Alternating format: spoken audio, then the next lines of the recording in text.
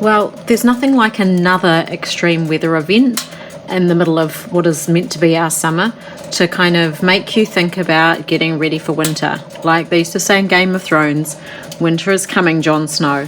And that's what I feel like today. So it's mid-February, the sun should be shining, like we should be having such nice weather, but we have another grotty, rainy, really quite cold day. Where I live in Otautahi, Christchurch, New Zealand, I'm not too badly affected, but there are other parts of the country, that are in floodwaters again this summer. So my thoughts go out to those people who are dealing with real weather crises. For me, I'm just trying to think about how I can keep warm this winter, how I can keep my family warm.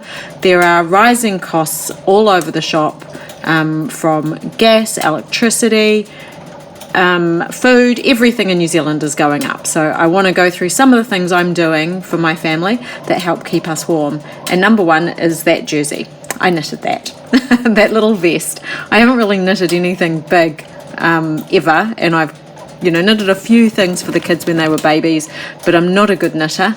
But someone lovely from work gave me a really easy pattern, and so I made that vest. It took 3 balls of wool, not that yellow wool, this brown wool that's in here, and I got that big bag of wool, it's all brand new wool, for $45. And the thing that's cool about this wool is I believe it's actually the only place in the South Island, I don't know about the North, but the only place in the South Island where it's New Zealand grown wool and then it's processed here in New Zealand too.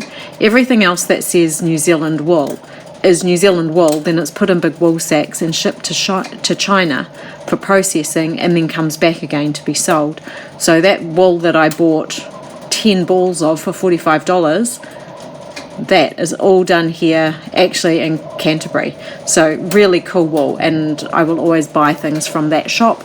That other wool that I had though, that yellow wool, I found that in a secondhand shop and gave my husband that to give me for Christmas. So that wool there was, I think, $5 all up. Pretty good. This wool here I also got in a secondhand shop, and that's for making those slippers. So I need to get knitting for my family. My daughter has a pair of Uggs, so I don't have to do anything for her. I don't know if my son would wear it, but mine and my husband's slippers like these that I've already made have gone to holes. So it's time to get knitting and time to be making some new slippers, because keeping our feet warm is a really great way to keep our whole bodies warm. I definitely feel better when I've got warm feet. And we have lots of tiles in our house, so if you're standing on the tiles, even with socks, it feels really cold. I'm just going to check out what's in this bag. I know it's got wool in it, but I don't know what kind of wool. Oh, I had some slippers made out of that wool as well, but they've also had holes. I'd actually like to make some that have some leather bottoms, perhaps, might be a good solution. Let's have a look. Okay, so this is all just like leftover bits and bobs, probably things I've found in secondhand shops over the years. When the kids were littler, it's what we would have knitted with. And in here is just material scraps, nothing that I particularly need, but good for little craft projects here and there.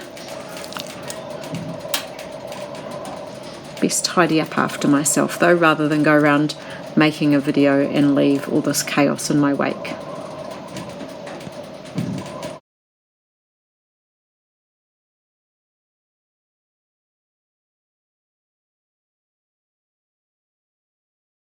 The next thing I need to do is just go and check out our hall cupboard and see the state of our linen. So I know I've got some blankets up there, so I buy secondhand but woolly blankets, proper wool blankets rather than a polar fleece kind of style thing. And in winter we put on the flannelette sheets onto the beds, and I get the blankets out and we use them for, like underneath a duvet, as well as just a couple of throw blankets on the couch, so that if someone's a little bit chilly, they can just grab a blanket. They're right up the top and I can't reach them, so I have to go and get a chair to stand on. So flannelette sheets, I checked out our stock and I can see we need one more set of single flannelette sheets. We are down, so they've lasted for ages, but we have used gone through all the fitted sheets, and all the fitted sheets now have holes in them, and it's just the top sheet, like the not fitted one, that's left, which is all right. There is still a set of that, but it would be good to have another set of fitted sheets. I found these cute little the cot blankets at a second-hand shop, and they were $1 each. And originally I was planning on cutting them up and making cushions out of them for our batch. But they're really quite cute. They're in great nick and I like the colour. So I think I'm just going to keep them as actual blankets. I don't really want to chop up something that's really, really good, just because I want to make a cushion cover. I have another couple of projects that I need to do in preparation for winter. Some for here and some for our batch. But it's to make a couple of door sausages. I'm not sure what other people call them, sometimes door snakes maybe. But I need 83 centimetres worth of fabric and something to stuff it with. And that's going to go underneath all the doors that lead to the outside to stop the drafts. Oh, a draft stopper. Is that what you call them, really? I need to have a look through, just see what my old material stash is like. I haven't bought any new material. I bought nothing new last year at all, and I didn't buy any clothes. So anything I've managed to find is something that I've had because it's secondhand or very old. So in here I've got if a sheet does get a rip in it, I will put it aside because I know I'll be able to use it for something. I just don't necessarily know exactly what that is on the day that it rips. These are all my little bits of scraps. That can be anything. Just that other bit was a bit of an old pyjama, so we would have made something else with that, and that's what's left over. Often I'll use that just to stuff the dog's bed to kind of make it a little bit fuller, but that's obviously just the leftover bits that I've had from another project. And here's my little material stash. So if I'm going to make the door sausages, I need to look through what I have. I'm not going to buy something new. I'm going to, make do with what I have. And try and find something. Some of these materials are really, really cute. They're often not big enough, though, for a particular single project. That brown might be big enough for a skirt, but everything else is a lot smaller. So I'm not 100% sure what I'll do, but sometimes I see something and I think it's so pretty. I just want to pick it up and take it home, even though perhaps I would be better off leaving it behind. That was actually an old pillowcase. I thought that was really cute, though. It was also in the free bin. This is nice. I've made some placemats out of that some years ago, and there's not enough, it's not quite wide enough to make more placemats. I didn't really measure it out very well. Oh, that's cute. Someone gave me that. That's Liberty fabric, which I absolutely love. That there, I don't know where I got that linen from, but I think that could be a good match. There's plenty of it as well, which is good. And here's some wool from our old sheep. We used to live on a lifestyle block and we had 2 sheep. And when we get them sheared, I would always wash the wool and get it carded. And that's what's left over from those years ago. So that is our sweet wee sheep's wool. And I did have visions once of learning how to spin and what have you, but those visions have left me now. I'm happy just to buy the wool. So yeah, there's the winter sheets are there. Like I said, I'll have to head somewhere like Briscoe's is where I'll go to get more winter sheets, because I think going to bed into flannelette sheets is, I don't know. Does everyone do that? I would imagine so. That's what we've always done. As a kid, I always had flannelette sheets. As an adult, I've always had flannelette sheets in winter. That's just how we roll. I just want to see if I've got enough of this material to make these draft stoppers. Like I said, I need 83 centimetres, and I actually need to make 3 of them, and ideally I would like them to be matching.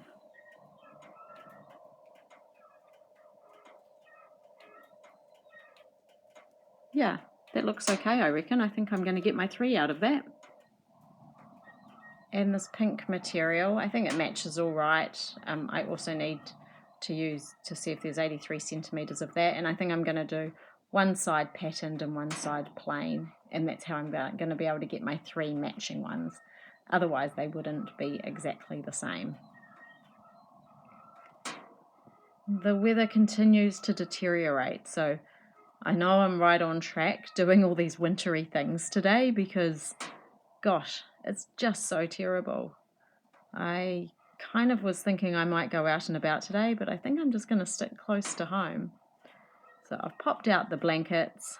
I'm just going to put them out here for now. I might take them to the batch though, but at least they're here for today. Must be brekkie time. So another thing I like to do in winter is make sure that we are eating warm food. So, for breakfast, having porridge rather than muesli, for example, something warm, because something warm in your tummy makes you feel warmer, right? Like a nice hot drink. Porridge is the same. So that's really my go-to. Not everyone loves it anymore, but all of us will eat it. So I just try and make sure one thing I'll need to do is I'll need to make sure that I'm soaking it overnight, because I bought a 25 kg bag of whole oats and they do take quite a while to cook, as opposed to when I used to buy the quick oats, they're quick. So I do need to remember to do that. That makes everyone's morning a whole heap easier.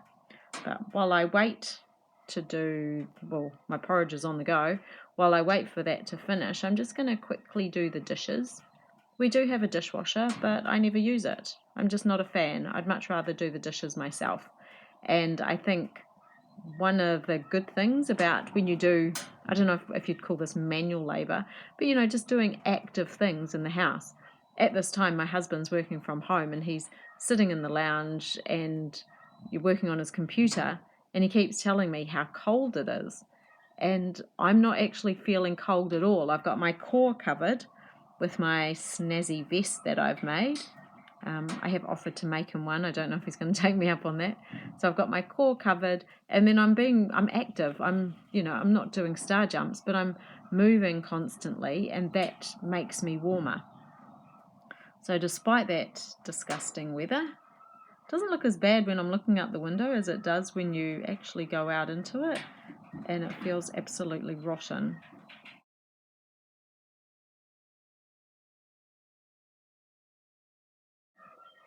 I know there are so many families who will be doing it really, really tough this winter. People who will go to bed early to keep warm. People whose kids will spend all day in bed just to keep themselves warm. And that is heartbreaking, I think, in a country like New Zealand, which has so many resources. So I definitely feel lucky that I can do these things and keep my family warm. And we have both the skills and the knowledge of how to do that. Not everyone knows that. Things I'm doing now are things that my mum would do every winter to kind of prep us for winter. We spent summer chopping wood. Well, mum and dad, my brother and I spent summer complaining about chopping wood, I think. It was never my favourite job at all. So we spent summers chopping wood. So we always had, it's typical in New Zealand, we had one warm room. Our lounge was always warm. We had electric blankets, so when we went to bed, our beds were always warm. It wasn't, we weren't cold. Our house wasn't cold. It was just very typical in New Zealand to only heat one end of it. You had the fire in the lounge, and so that would be warm. Then you'd have to run down the hallway and leap into bed, because the run to the hall, through the hall, would be cold. Everything else would be warm. Oh, almost porridge time. And rolled oats per calorie would be, I would say, the cheapest cereal you could possibly make. If your kids like muesli rather than oats, though, you can always toast your own. I did that for years, made my own muesli. No one eats it now, so I don't really make it. But it was just rolled oats sprinkled with like a bit of milk, and then put that in the oven and toast them. That's how I used to do it. It is kind of energy intensive, I guess. Maybe not the best use of, of power, but it's an option if you're looking to save money and still provide a healthy breakfast. For me, I love porridge with brown sugar, and it's not even necessary to have sugar, is it? If I was being really healthy, I might put a spoon of honey, or if I was being really, really healthy, I would omit all sugary things altogether. But porridge to me without brown sugar tastes really bleh, so I've always eaten it that way. I've got lots and lots of fruit at the moment. This is all homegrown fruit. We've got grapes, we've got plums, we've got apples. What else have we got? Tomatoes coming out our ears. So I'm just adding a little bit of fruit, strawberries, just to make my breakfast nicer. So I'm going to sit down, I'm going to have that, and then I'm going to get on with my day. Delish.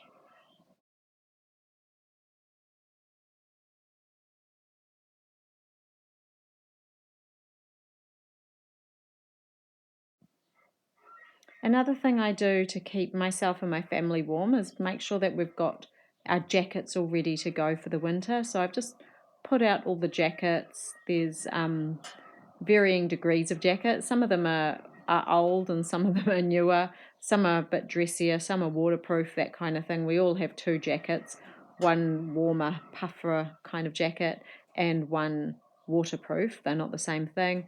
I've also got wet weather pants for everybody.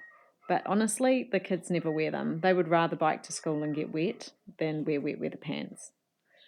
Also, I just thought we've got hotties, so in winter time I'll make a hottie for each bed and just put that in before we go to bed, or even sometimes if I'm at home, maybe I'll just sit with a hottie on my lap just to warm up. We don't have electric blankets though. So I thought before I was going to go out and do something, but it's actually raining so hard I just decided not to bother. So I'm going to come home and do some sewing instead. My sewing machine has been catching a lot and breaking the cotton, and as a result, I've been going to the library a lot and just using their there's all the lint that I got out. Just I've been using the library sewing machines, but it's rubbish weather. That's where I was planning on going. It's rubbish weather, so I started and then I thought it's just silly. Probably all your sewing machine needs is a good clean and oil. So I decided to go home and just actually clean and oil it rather than go and use a different machine. That's not a good solution. I did have to just quickly look it up on YouTube about what to do to clean it. I think normally I don't bother taking off that plate. I just kind of give it a bit of a squizzle around um, with the brush. I don't, my cleaning brush that came with this sewing machine is long since lost. I actually got this sewing machine for my 19th birthday, which is quite cool. So it's 30 years old. I'm coming up 31 years old, and it still goes fine. I think a good sewing machine should last you forever. My mum had her Bernina that she had since she had been 16. Never had a new sewing machine. I think the thing I haven't been doing is this part of it. And this is the hair clipper oil. And I haven't had any oil. I've never bought any oil for the sewing machine. So once I ran out of my little tube that the sewing machine came with, which was probably about 25 years ago, I haven't really done this. And I've had it serviced semi-regularly. I'm just checking there to see if there's any, like a little burr or notch on the end, because that metal bit is where metal against metal. That's why it needs the oil. It's a bit fiddly to get back in. I kind of struggled trying to do this over the camera a wee bit. Yeah, so I guess taking care of your things is important. And the reason I need to do some sewing today is because I have some pants that need taking up, because I don't really have very many winter pants. I only have one pair of long pants that fit. All the rest I've just gotten too fat for, which is depressing, and I would like to say I'm trying to fight back against that, but I actually am not. I've been a lot more careful with what I'm eating. I've done a lot more exercise, and it's actually made no difference at all. So I eat a healthy diet, I exercise regularly, I bike everywhere, and I'm just accepting of this slightly rounder shape that I'm currently experiencing.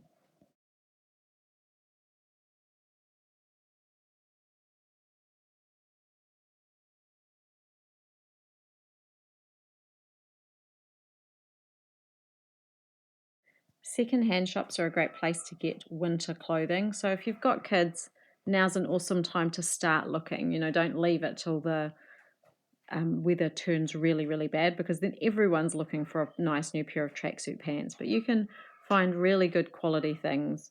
My last video, I did a secondhand shop, and that was actually quite pricey. And that's where I got these jeans from. They were really more expensive than many other pairs of jeans. So the jeans I'm actually wearing today, also from a secondhand shop, and they were $1. My shirt also was from a secondhand shop, and that wasn't even $1 because it was fill a bag for $1, so it was probably 20 cents. So all up, and I guess my jersey is the most expensive thing because I knitted that, and that took 3 balls of wool, so that's $13.50. So all up, I'm kind of wearing $15 worth of clothes. Not so bad, and it's really keeping me warm. These silly scissors, I couldn't find my sewing scissors, so I just used ones from the first aid kit, but they're not working. So I'm going to go and have another go. I actually went and found some more scissors out in the garage. I don't know where my sewing scissors have gone. I do have particular sewing scissors that are not meant to be used for anything else other than sewing, but I suspect someone's taken them from the sewing drawer and gone and used them to do something else with. I just don't know what that is, and I don't know where they are. But those other scissors, they did the job. So like I've said in other videos, I'm quite small, so I take up things all the time, and that's just part of my life. And there are different ways to take up these pants. One way is you can kind of sew on the fancy bit of stitching on the bottom. That doesn't work with these particular jeans though, because they're wide leg and the bottom of the original jean is a little bit tapered, so I can't do that. So I'm just doing a plain stitch right round, and it's fine. I guess if someone's really looking, they might look and go, oh, that's not right, maybe you've taken those up, but I think for the most part it'll work fine. So before I do that, I just need to try them on inside out and just make sure that I've picked the right length. I don't want to chop them off too short, measure twice, cut once, that kind of thing. I hope the cleaning of my machine has really helped. Learning how to maintain the things we have is such a good frugal skill, and it's something I have not been traditionally very good at, I think. I like this particular machine, for example. I've been having trouble with it for a couple of years. I had it serviced once, and even that didn't seem to help, and I just kind of went, oh, maybe it's just too old. But a sewing machine should last your entire lifetime. It's a good metal, well-made sewing machine. That should be the only sewing machine I ever need, and then I could pass it on to someone else if I wanted. So learning the skills to look after it was super easy. It's just something that I haven't really done before, and I'm just not quite sure why. Maybe no one showed me when I got it, or I just wasn't really listening when they did. My mum's lasted a long time, so I'm sure she would have said something, and I just didn't have my ears open. This is a super good, easy skill. Like I said, there are actually sewing machines in Christchurch at the library. So if you're watching this and you don't have a sewing machine, but you want to give something like this a go, it's a great way to be able to get really affordable clothes and make them suit you. Whether or not it's taking up putting on a hem, or it's putting in a couple of tucks so that something sits better on you. It's really, I can't recommend the skill of sewing enough. I'm no great sewer, but I'm adequate. I know how to do the basics. And there we go. I'm super happy with them. There you go. I wasn't able to sew right around because the side bits were too chunky, and I thought I've only got one needle and I'm going to break it if I use that. Living in hope that this weather will somehow turn. It's not. It's just progressively worse and worse. Just need to accept that. I'm going to do some cooking though. Another thing I like to do on a cold day or in winter is make lots of soups. So really to make sure that, like breakfast, they're eating a warm, hot porridge for breakfast, warms people up. So does having a nice hot pot of soup. I'm actually going to do that for dinner tonight and then make a loaf of bread just for, it is a quick, easy dinner. I wouldn't want to do that every night, but there will always be soup left over, and when there's soup left over, then that becomes afternoon tea the next day. So when the kids come home, it's cold and grotty, they can heat up some soup and have something nice and warm and filling and nutritious in their stomach. I was missing a couple of carrots though, so I had to go out into the garden. I'd already started getting everything ready. Had to go out into the garden and dig up a couple of carrots. Success. The soup I'm making today is called lemony lentil soup, and it's super easy. We've been making this soup for years. It's nutritious, it's warming. I think it leaves everyone full. It's the kids' favourite soup, so it's the easiest one for me to do. And it just has whatever vegetables you've got. Like if you had broccoli, chuck in broccoli. If you've got kumara, rather than potato, use kumara. Like it doesn't have to be anything particular. I do potatoes, garlic, onion, and carrots because that's what I've got. So that goes in there. And then, I've got the red lentils. We've got some veggie stock. And then it probably makes about 1.5 litres of soup. I also put in curry powder. I just sprinkle it in, but it's probably a good 2 heaped tablespoons. And I put in a bit of turmeric. That just gives it a nice colour.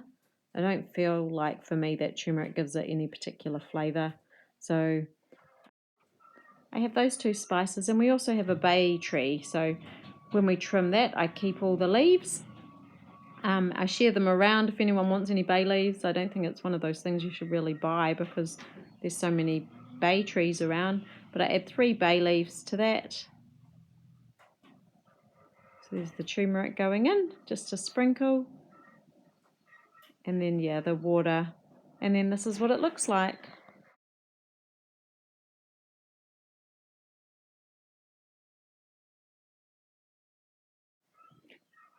One of the last things for the day, and something that we do to keep warm, is light our fire.